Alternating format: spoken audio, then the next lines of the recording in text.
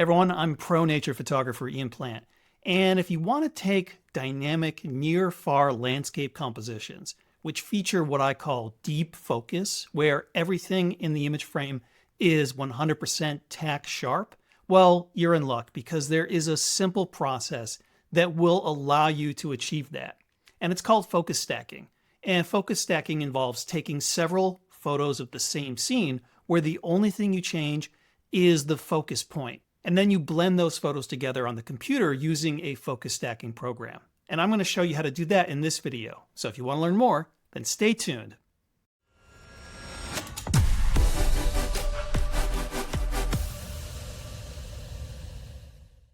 All right, so when I'm focus stacking, the program I prefer to use is a program called Helicon Focus.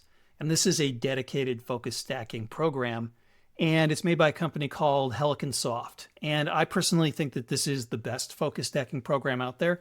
You can also do focus stacking in Photoshop, but it's a bit more complicated than what you can do in Helicon Focus, and it doesn't always work that great. And so I prefer Helicon Focus. It's really great.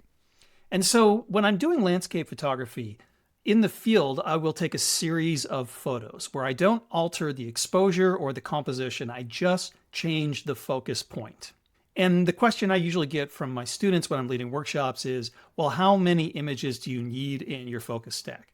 And for your typical wide-angle near-far landscape scene, you're going to need no more than 3 photos. Actually, for a lot of scenes, you might only need 2 photos. It really depends on how extreme the distance between near and far is. And so the closer you're focusing, the less depth of field that you have. And so if you've got a really extreme near-far composition, you might need more than 3 images. You might need 4 or 5. But usually I reserve that many photos for when I might have a foreground that's 6 inches away. And I'm trying to get everything sharp from 6 inches to the background. But for most wide-angle lenses, you're not going to be able to focus closer than about 10 or 12 inches. And so for any scene like that, where the nearest visual element is about a foot away or more, 3, maybe 4 images should do it. So as a general rule, I'll do 3 images for my landscape scenes. And I'll do one where I focus on the immediate foreground. That's the stuff at the very bottom of the image frame. And then I'll focus somewhere in the middle, and then I'll focus on the background. And this is a winter scene from Iceland where I did just that. And so you can see the 3 images that I've loaded into Helicon Focus here. I've got my foreground shot, and you can see that that's sharply focused on the foreground, but the background is blurry. It's out of focus. Then I've got a shot in the middle, and then I've got a shot that's focused on the background. And so you can see that the background is nice and sharp in that final photo, but the foreground is completely out of focus. And so you can load the images directly into Helicon Focus for your focus stacking. If you're using Lightroom, you can set up Helicon Focus so that it will communicate back and forth in Lightroom. So you can process your photos in Lightroom, export them to Helicon Focus, and then re-import the final focus stack blended image back into Lightroom. I'm personally using Adobe Camera Raw instead of Lightroom, and so I'm not able to export my images directly into Helicon Focus. So what I have to do is I have to save my images as TIFF files and then manually bring those TIFF files into Helicon Focus. And so focus stacking in Helicon Focus is actually really easy. You don't have to do anything. Once you've got the images loaded in Helicon Focus, all you need to do is hit this green render button. It's up here in the upper left. You can also find it down here in the lower right on the sidebar. Now, there are some choices that are available to you. There's different rendering methods, method A, method B, and method C. I've been to Helicon Soft's website, and they have explanations for each. The explanations make absolutely no sense. And so method C is probably most useful if you're doing macro focus stacking, but for your typical landscape scene, you can leave it on the default method A, you can use method B. Either one will work just fine. Personally, I use method A for all my landscape shots. I've never felt any need to switch to something else. And so you can leave everything else at the defaults and then just press render. Let's hit that green button. Helicon Focus will automatically blend your images together. And so you can see as I click my mouse on the image, the foreground is nice and sharp. And as we scroll through into the middle ground and then finally the background, you can see that everything is perfectly sharp throughout the entire image frame. So yeah, that's actually pretty simple. It just takes you a few seconds to load the images into Helicon Focus, press that green render button, and get perfect focus stacked results. Except if you've got objects that are moving in between your exposures. And so you can see from the 3 exposures that I have here that the clouds actually moved a considerable amount in between each exposure. And so when you have objects that have moved in between the different exposures you have in your focus bracket, when Helicon Focus blends them together, you'll sometimes get ghosting artifacts. And so, for example, you might see a cloud that is repeated several different times. It's in a different place each time. And so when you've got those sorts of blending artifacts that result from movement, Helicon Focus has this really handy retouching tool. And what that allows you to do is essentially copy part of one of the images and paste that into your final focus stack result. So here, since the clouds were moving, I've got a few blending artifacts in the clouds. And so once I'm in the retouching tool, if I'm going to be retouching the sky, I want to make sure that I select the final image in my focus stack, the one that is focused on the background. When I'm doing my focus stacks, I start in the foreground and move my way back to the background. You can do it the other way. Doesn't really matter how you do it, but make sure if you're retouching the sky that you select the image that's focused on the background. Because the way this tool works is you've got a brush and you're going to brush it over the areas that you're retouching to get rid of any sort of blending artifacts that you have. And as you can see, as I brush that over the sky is changing. What it's doing is it is selecting the sky from that final image in my focus stack and pasting it onto the final focus stacked image. But of course, as I'm brushing over the sky, the brush is also touching the landscape. So that's why I want to make sure that I've got that background focused image. That way, when I'm copying the landscape from that particular photo, it's going to come in sharp. If I had forgotten to change and I had selected the image that's focused on the foreground when I was brushing in over the sky, I would have brushed in that out of focus background. So you want to make sure that when you're doing any of this retouching for the sky, that you are selecting the correct image to source from. So the retouching tool works really great. It's really easy when you're fixing ghosting errors that occur in the sky. It's a little bit more complicated if you've got objects within the landscape itself that are moving.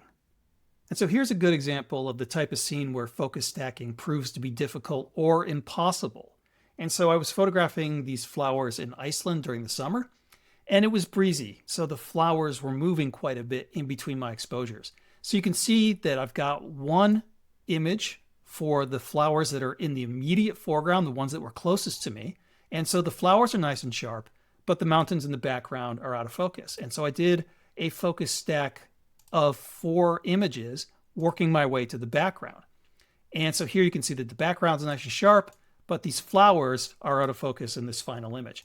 And as I go through these images, you can see not only were the clouds moving quite a bit between each image, the flowers were moving quite a bit as well.